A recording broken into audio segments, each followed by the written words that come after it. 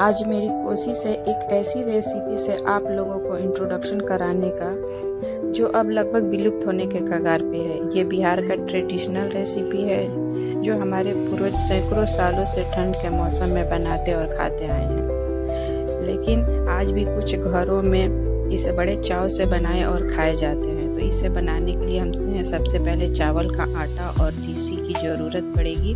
तीसी यानी कि अलसी।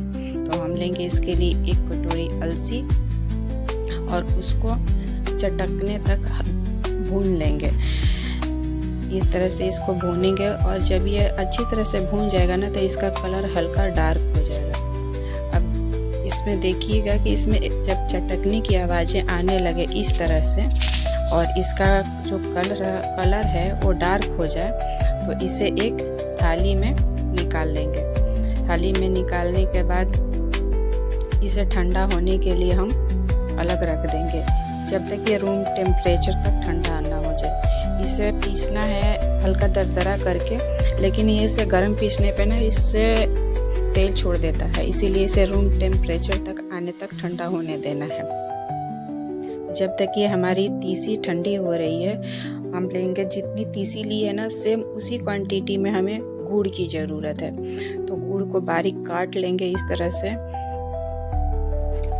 और काटने के बाद 1 कटोरी मैंने तीसी लिया था, तो 1 कटोरी ही मैं इसके लिए गुड़ लूँगी। और इस तरह से काट के गुड़ को और एक बड़ा बाउल में मैं ट्रांसफ़र कर दूँगी। और तब तक हमारी जो तीसी है ना वो ठंडी हो गई है। तो ठंडी होने के बाद तीसी को एक मिक्सर जार में रख के और दरदरा होने तक पीस लेंगे। इसे ज़्यादा टाइम नहीं लगता है, 1 मिनट आप चलाएंगे ना तो ये अच्छे से दरदरा हो जाता है इस तरह से। और जब हमारी तीसी पीस जाएगी तो इसमें लेंगे हम लगभग 50 ग्राम के आसपास मूंगफली भुना हुआ, और मूंगफली को भी इस तरह से दरदरा होने तक पीस लेंगे। और इन सारी चीज़ों को एक बाउल में रख के और इसे अपने हाथों से अच्छे से मसल के करेंगे मिक्स एंड मिक्स। अच्छे से मिक्स करना है ताकि जो गुड़ के छोटे छोटे टुकड़े बचे हो ना वो अच्छे से मसल जाए। मसल के अच्छे से इसको मिक्स करना है, बिल्कुल बारीक कर देना है और इसको रखेंगे साइड में। अब लेंगे एक कढ़ाई और कढ़ाई में मैं डालूंगी लगभग 2.5 कटोरी चावल का आटा। ये मेरे घर का आटा पीसा हुआ है चावल का, वो सूखा हुआ है। तो इसके लिए मैं 2.5 कटोरी चावल के आटे लूँगी।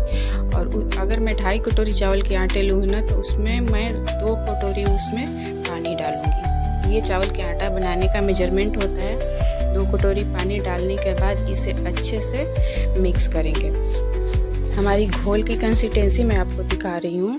ये बिल्कुल अच्छे से मिक्स करने के बाद इसकी जो कंसिस्टेंसी है ना, ये ना ज़्यादा गाढ़ा होना चाहिए और ना ही ज़्यादा पतला होना चाहिए।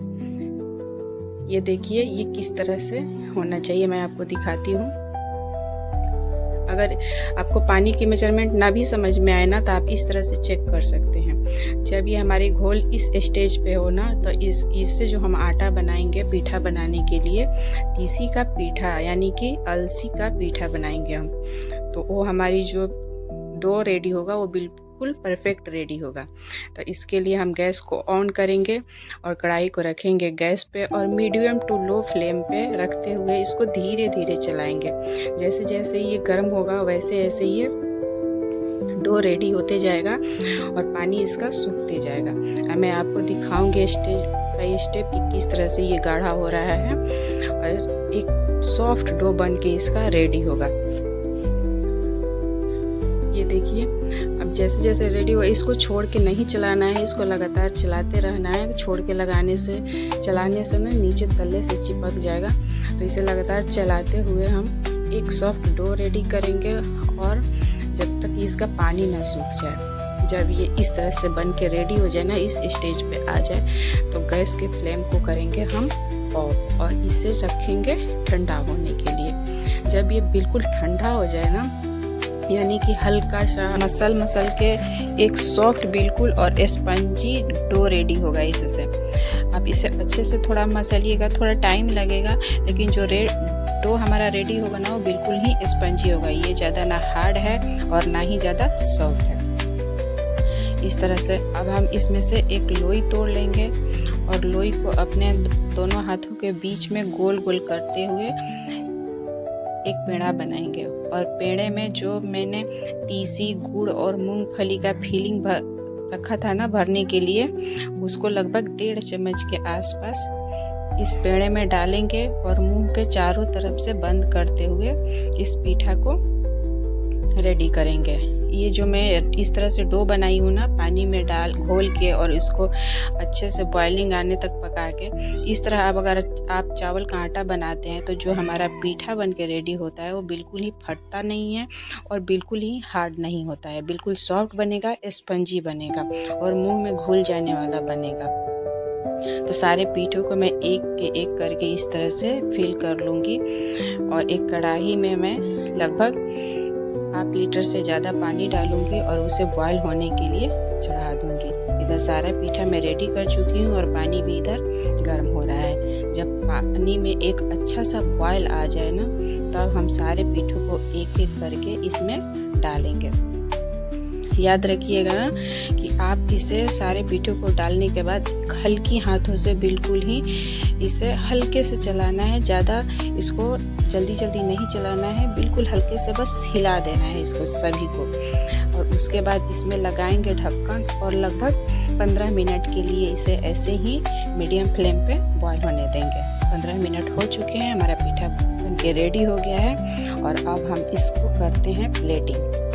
एक एक करके सारे पीठे को पानी से निकाल लेंगे और बिल्कुल गरम गरम और सॉफ्ट जो पीठा होता है बिल्कुल वाइट बन के हमारा रेडी हो गया है। अब थोड़ा ठंडा हो गया तो मैं इसको आपको तोड़ के दिखाती हूँ, इसकी फीलिंग, इसकी कलर कंसिस्टेंसी कैसी है और इसे देखने में ही इतना अच्छा दिख रहा है कि बस तुरंत से निवाला खा लो। ये देखिए जो गुड़ है वो हल्का सा पिघल गया है, तीसी और मूंगफली अच्छे से गुड़ के साथ में मेल्ट हो गए हैं। ये देखिए अब मेरा ये तीसी का पीठा जो बिहार का बहुत ही ट्रेडिशनल रेसिपी है बनकर बिल्कुल ही रेडी हो गया है और बिल्कुल गरम गरम इसको खाने में बहुत ही ज़्यादा मज़ा आता है। तो अगर आप लोगों को अच्छा लगे ना तो इसे शेयर कीजिएगा ताकि ये रेसिपी फिर से ट्रेडिशन में आ जाए।